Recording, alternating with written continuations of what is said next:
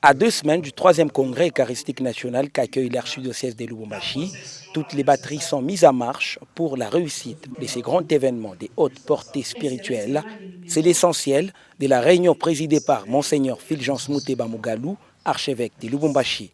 Nous sommes prêts à recevoir tous les pèlerins. Toutes les dispositions pratiques ont été prises au niveau de la logistique, l'accueil, puis le logement des pèlerins, les programmes, les colloques et tout ça. Tout est fin prêt et nous attendons seulement l'arrivée de nos pèlerins pour que les choses très sérieuses puissent commencer. L'ordinaire des lieux de Lubumbashi appelle l'ensemble du pays de profiter de ces grands moments pour exprimer dévotion à l'adoration du Saint-Sacrement, centre de la vie spirituelle du chrétien catholique.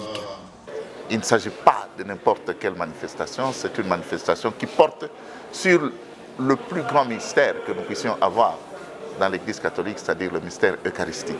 Nous devons être sereins et vivre ce congrès dans la foi, dans la piété et dans la ferveur.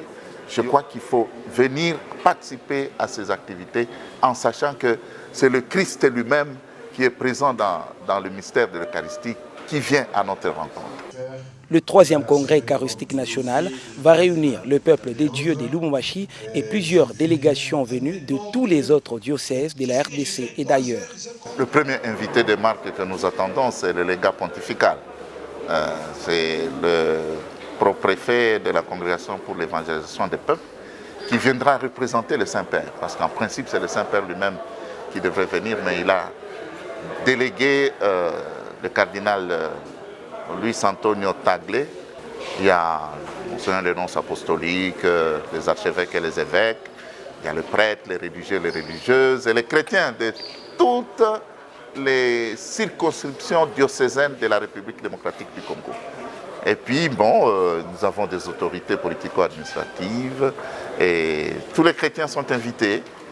Prévu du 4 au 11 juin, le 3e congrès eucharistique sera constitué de plusieurs activités. C'est notamment la procession biblique avec les très saints sacrements.